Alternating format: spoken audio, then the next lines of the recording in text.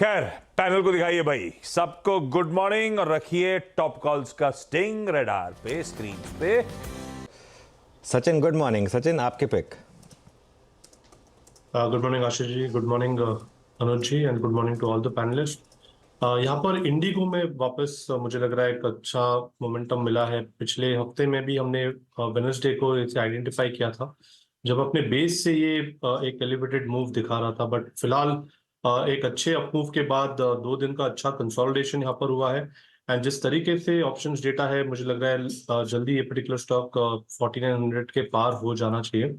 सो structurally momentum मुझे लग रहा है वापस रिवाइव होगा यहाँ पर, तो यहाँ पर खरीदारी करने की सलाह होगी इंडिगो के फ्यूचर में। जिस तरीके से 60 मिनट चार्ट्स है, मुझे लग रहा है 4690 के ही स्टॉप लॉस के साथ यहाँ पर लॉन्ग पोजीशंस चेस करने चाहिए 4925 के टारगेट के लिए। अच्छा, एक बार इंडिगो का इंट्राडे चार्ट रखिए स्क्रीन पर। ये तो खैर 12 महीने का चार्ट हो गया और ये कल का चार्ट है। अच्छा, 12 महीने का चार्ट और कल का चार्ट आपको सेम दिखेगा ऑलमोस्ट, है ना? ऐसा लग रहा है ना कि सेम चार्ट ही वो वापस फायर हो गया। कल मैंने एक चीज़ कही थी आशीष, और ये मैं फिर से रिपीट कर रहा हूँ। ट्रेडर्स को डायरी में लिखना चाहिए कि मैं इंडिगो को शॉर्ट नहीं करूँगा। फिर से कल वही कुछ ये हो गया था कि अब क्रूड बढ़ रहा है या फिर फ्लाइटें अगर कुछ कैंसिल होंगी या कुछ होगा तो उसकी वजह से इंडिगो गिरेगा। अरे ये स्ट्रक्चरल तेज़ी है इंडिगो में, और ये मेरे को तो अभी भी यकीन नहीं हो रहा कि इंडिगो का स्टॉक अभी भी 4700 पर है। जिस लेवल की इंडिगो की प्रॉफिटेबिलिटी है, इंडिगो अगर अपना खाली फूड्स एंड बेवरेजेस बिजनेस को अलग लिस्ट कर देना भाई साहब, वो बिजनेस जो है ना आज की डेट में आपके सारे जोमेटो वगैरह से ज़्यादा प्रॉफिटेबल है। ठीक है, और जो इनका मेन बिजनेस है वो तो अलग लेवल की प्रॉफिटेबिलिटी पर है। कैश जनरेटिंग मशीन है ये। मैं तो हैरान हूँ। मैं तो ऐसा कहना, मेरा तो व्यू है कि इंडिगो बहुत 5 डिजिट का स्टॉक होना चाहिए, और वहाँ पर भी ये महंगा नहीं होगा। एक ऐसा लार्ज कैप जिसने लार्ज कैप मल्टी बैगर रहा हो और उसके बाद भी महंगा नहीं हो, आगे जाके इंडेक्स का भी हिस्सा बनेगा, ये बनना चाहिए। तो मेरे ख्याल से बहुत ही आई थिंक जिसे कहते हैं ना एक केस स्टडी, एक वो केस स्टडी है कि क्यों ऐसे स्टॉक्स को आपको हर डिप पर बाय करना चाहिए। कल परफेक्ट मौका था बाय करने का, परफेक्ट मौका था कल बाय करने का। खैर अब आज सचिन की कॉल है, देखते हैं और यहाँ से और कितना चलेगा। मेरा हिसाब से तो ये स्टॉक चलना चाहिए यहाँ से। रखिए भाई इंटरग्लोब एविएशन रडार पे। एलटीआई माइंट्री, एलटीटीएस और एलएनटी फाइनेंशियल्स, पूरा एलएनटी परिवार रडार पे है। सचिन, आप इसमें लास्ट एंड टूब्रो पेरेंट को भी जोड़ लो, जरा टटोल के रखो। आता हूं आपके पास, कहीं कोई ट्रेड का समीकरण इस एलएनटी ग्रुप में दिख रहा हो तो आप ढूंढ के रखना। आज तक कल क्या कॉन्फ्रेंस कॉल्स हुई सबकी? क्या 2 कॉन्फ्रेंस कॉल्स हुई हैं और एक थोड़ा सा सेटबैक है। एलटीआई माइंट्री के लिए थोड़ा सा सेटबैक है। आपको याद होगा 378 करोड़ का ये जीएसटी का नोटिस इनको थमाया गया था। कंपनी गई थी कर्नाटका हाईकोर्ट ने स्टे कर दिया उस ऑर्डर को। अब कंपनी कह रही है कि वो आगे और अपील करते हुए दिखाई देंगे, लेकिन यहाँ पर देखना होगा कितनी जल्द ये मामला सुलझता है या फिर इनको वाकई में वो पेमेंट करनी पड़ती है या नहीं। ये एलटीआई माइंट्री की बात हुई। अब आते हैं एलटीटीएस और एलएनटी फाइनेंशियल पर। तो यहाँ पर इन्वेस्टर मीट हुई है और उसमें से जो की टेकअवेज है वो आपके सामने पेश करेंगे। पहले एलटीटीएस मैनेजमेंट कह रहा है कि मीडियम टर्म में एक अच्छी ग्रोथ का भरोसा है। इनफैक्ट ये annualised revenue run rate $2 billion तक का मीडियम टर्म में टारगेट लेकर चल रहे हैं, और साथ ही साथ एबिटा मार्जिन्स वो 17 से 18% की रेंज में टारगेट कर रहे हैं। कंपनी ने स्पेसिफिकली कहा है कि कुछ 3 की सेगमेंट्स हैं जहां पर एनुअलाइज्ड रन रेट $1 बिलियन के आसपास आने की पूरी उम्मीद जताई जा रही है। तो वो मैं ब्रेकअप आपके सामने लेकर आना चाहूंगी। ये FY25 के लिए ऑर्डर पाइपलाइन में सुधार का संकेत। इन्होंने कहा है कि कॉन्वर्सेशंस बेहतर हो रही है, पाइपलाइन बेहतर हो रहा है, लेकिन डील साइन करने में अभी भी देरी है। ये जो सेगमेंट्स है, मोबिलिटी जो इस समय करीब $416 मिलियन तक का रेवेन्यू कमाता है, टारगेट करें $1 बिलियन तक आएगा। सस्टेनेबिलिटी $350 मिलियन का बिजनेस है, $1 बिलियन टारगेट कर रहे हैं रेवेन्यू। और टेक भी करीब $411 मिलियन का रेवेन्यू है, $1 बिलियन टारगेट किया जा रहा है। इन सब के केस में दरअसल इन्होंने अपना मार्जिन भी थोड़ा सा 30 से 40 बेसिस पॉइंट्स बढ़ाने की बात कही है at the end of the year. तो उस लिहाज से यहाँ पर कॉन्फिडेंस है कि कंपनी आगे अपनी चाल को और रेवेन्यू रन रेट को बेहतर कर पाएगी। ब्रोकरेजेस क्या कह रही हैं?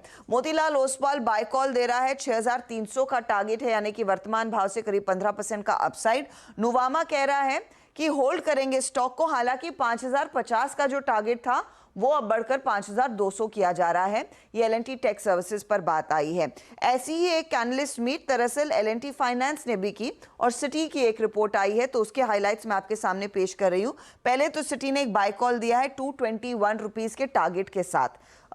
यहाँ पर कंपनी ने कहा है कि इंडस्ट्री वाइड जो MFI स्ट्रेस है वो थोड़ा सा कम होता हुआ दिखाई देगा H2 में, इस पर्टिकुलर वित्त वर्ष में। दूसरी दफा वो कह रहे हैं कि कॉन्फिडेंट है कि MFI रिस्क के लिहाज से कोई ओवर लेवरेजिंग यहाँ पर कंपनी ने नहीं की है। वो ओवर लेवरेज्ड और ओवर ड्यू बोरोअर्स के लिए जो डिस्पर्समेंट्स है उसमें कमी लाते हुए दिखाई दे रहे हैं, तो वहां पर रिस्क अब आगे और कंपनी बढ़ाएगी नहीं। साथ ही साथ होम लोन लेड जनरेशन अगले कुछ क्वार्टर्स में उसका भी इंपैक्ट आता हुआ दिखाई देगा, यानी कि उस बिजनेस से ग्रोथ आने वाले क्वार्टर्स में रिफ्लेक्ट होगी। और इसी के मद्देनजर सिटी ने कहा है कि 221 तक जा सकता है स्टॉक। लीजिए भाई, सारी सब्सिडरीज आज L&T की लिस्टेड रडार पे हैं, तो पेरेंट भी रडार पे रखिएगा। सबके लिए ठीक ही खबरें हैं।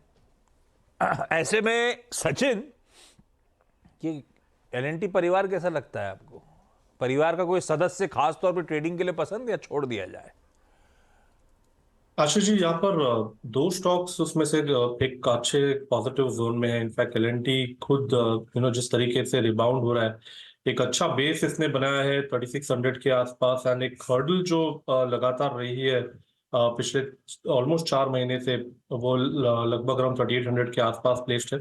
बट ये फॉर्मेशन अगर हम देखें तो एक क्लासिक डायमंड फॉर्मेशन है, जिसके probability of breakout on the higher side ज्यादा नजर आ रही है। स्ट्रक्चर के लिहाज से मुझे लग रहा है जल्दी ये पर्टिकुलर स्टॉक 4100 के पार हो जाना चाहिए।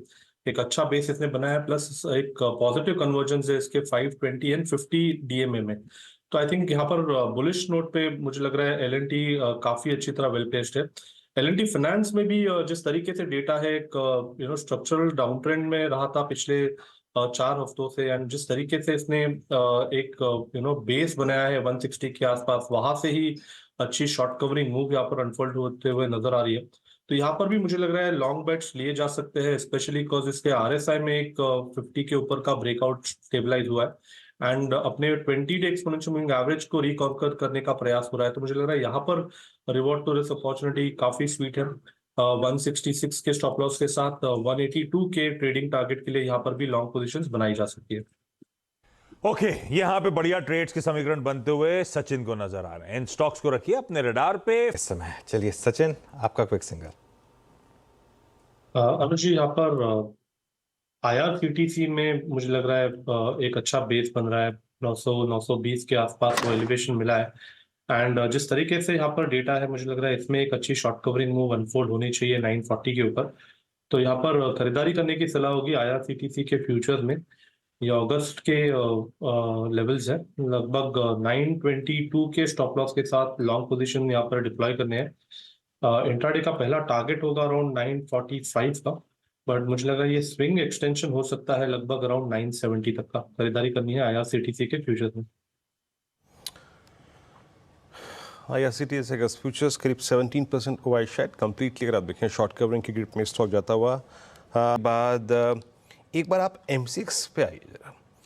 MCX का सेटअप देखिए, और सचिन मेरे को लग रहा है कि ये बहुत एग्रेसिव हो रहा है अब, और शायद ये अब वो जो 23 और 26 अगस्त की 2 कैंडल्स थे उनके स्विंग हाई को काटता हुआ, क्या लगता है कोई ऑप्शन ट्रेड पकड़ना चाहिए यहाँ पे? 1400 का कॉल ऑप्शन ही मुझे लग रहा है चेज करना चाहिए। जिस तरीके से स्ट्रक्चर है, एक काफी अच्छे फ्लैग फॉर्मेशन यहाँ पर एग्जिबिट हो रहा है, एंड जिस तरीके से डेटा है 4900 के आसपास थोड़ी सी राइटिंग हो रही थी पिछले 4 दिनों से, तो मुझे लग रहा है उनपे थोड़ा सा दबाव आना चाहिए। ये ऑप्शन लगभग अराउंड 55 के आसपास फिलहाल ट्रेंड हो रहा है। इंट्राडे के लिहाज से ही मुझे लग रहा है एक अच्छा शूटअप होगा 105-106 के लक्ष्य के लिए। स्टॉप लॉस आपको लगभग अराउंड 36 के आसपास प्लेस करनी चाहिए। ओके, MCX अच्छा मूव देता हुआ करीब 49-37 पे आके ट्रेड कर रहा है। स्क्रीन पे और क्या क्या अच्छा कर रहा है इस वक्त? देखिए बाजार बहुत ठंडा है, छोटी सी रेंज में है, और हम थोड़ा सा ट्रेड कम ही लेंगे बट तर्क संगत लेंगे। सचिन, आपके पास रीड किया हुआ एक स्टॉक है इस वक्त, बताइए क्या पिक कर रहे हैं आप? वीरेंद्र जी, M&M मुझे लग रहा है यहाँ पर एक अच्छी शॉर्ट कवरिंग हो रही है। 2800 के आसपास एक अच्छा बेस बनाया है एंड उसी बेस से एक अच्छा ब्रेकआउट नजर आ रहा है। जिस तरीके से डेटा फिलहाल प्लेस्ड है 2940 तक यहाँ पर हेडरूम अवेलेबल है। इंट्राडे के लिहाज से जो ओपन लो एग्जिबिट हुआ है 2777 पे, मुझे लग रहा है 2780 के आसपास भी स्टॉप लॉसेस प्लेस किए जा सकते हैं। इस मोमेंटम को चेस करने की सलाह होगी। पहला टारगेट होगा अराउंड 2865 का, सेकंड टारगेट होगा अराउंड 2940 का। खरीदारी करनी है M&M के फ्यूचर्स में। ओके, खरीदारी करनी है एमएनएम के फ्यूचर में। एक बार स्क्रीन पर रखिएगा, ग्रेनुअल्स 1.5% ऊपर है। सचिन, आपकी ग्रेनुअल्स पर रीडिंग क्या है? जस्ट मैं आपकी रीडिंग पूछ रहा हूँ, कोई ज़रूरत नहीं है कि आप वकालत ही करें किसी ट्रेड की, बट ग्रेनुअल्स को कैसे रीड कर रहे हैं आप?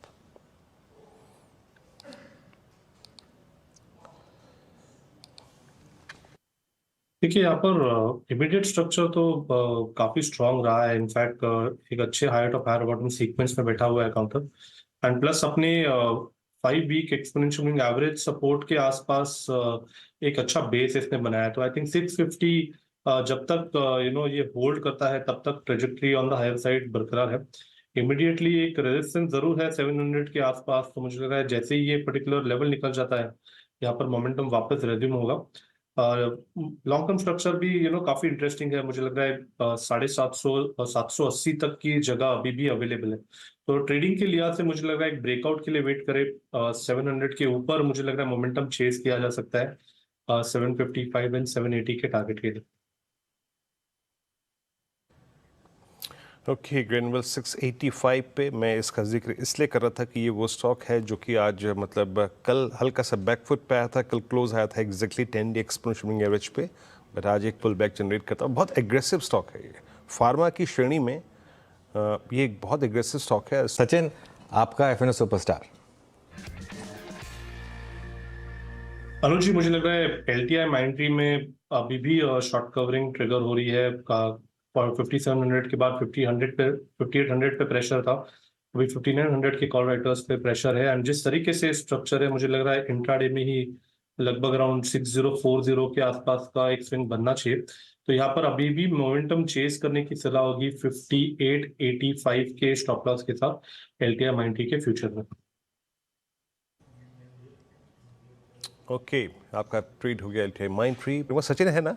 सचिन जी, ये बताइए, अब ऑलमोस्ट ये आपका जो बरसात का समय है और 15 दिन में निपट जाएगा। इस बार टूरिंग प्रोग्राम क्या है आपका, और इस बार साइकिलिंग प्रोग्राम आपने कोई बनाया क्या? क्योंकि आप कह रहे थे कि दोबारा रिज्यूम करूंगा, तो कुछ तय किया आपने?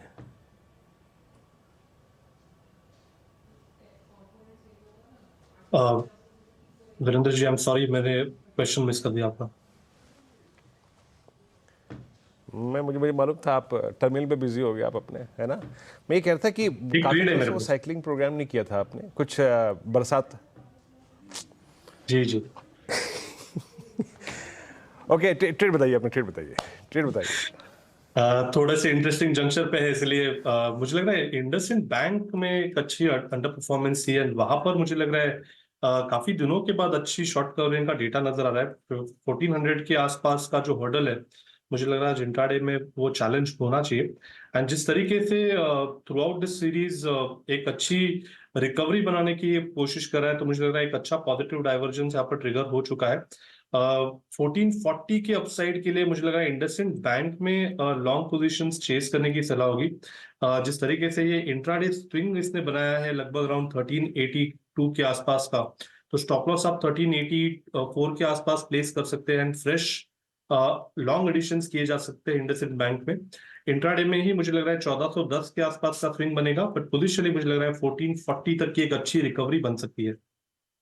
कल आज सुबह एक्चुअली मैं इसको ऑलमोस्ट कंसिडर कर रहा था वीरू बिग स्टॉक्स में लेने के लिए, क्योंकि सुबह एक बहुत बड़ी पॉजिटिव रिपोर्ट आई थी CLSA की इंडसइंड बैंक पर। उन्होंने 1800 के टारगेट दिए हैं, और क्योंकि ये 20 से 40% के डिस्काउंट पर ट्रेड कर रहा है अपने पीयर्स के, इसके लिए। और इनका ये मानना है कि जो करंट MD हैं उनकी परफॉर्मेंस काफ़ी अच्छी रही है और कोई नेगेटिव कॉर्पोरेट गवर्नेंस पे सरप्राइज अब तक नहीं आया है। इसके कारण उन्होंने इंडसइंड बैंक पर एक पॉजिटिव व्यू लिया था और 1800 के टारगेट निकाले थे। तो ये एक और स्टॉक था जो काफ़ी सुबह लग रहा था इंटरेस्टिंग है, लेकिन क्योंकि बैंकों पे थोड़ा सा कॉन्फिडेंस कम था इसके लिए थोड़ा इसको अवॉइड किया था, लेकिन हाँ सुबह रिपोर्ट अच्छी थी। चलिए अब एक काम अब करो। एक ब्रेक लेंगे। आशीष बहुत बहुत शुक्रिया। और हमारे साथ जब ब्रेक के बाद हम लौटेंगे तो 10 का दमदार ट्रेड लेके हम हाजिर होंगे और वहाँ पे हमारे साथ प्रशांत होंगे, आशीष भारती जी होंगे और फ्रेश पर्सपेक्टिव लेके रचना जी और नीलेश जैन जुड़ेंगे, उनसे करेंगे बातचीत। एक ब्रेक लेकर तुरंत हाजिर होते हैं 10 का दमदार ट्रेड लेकर।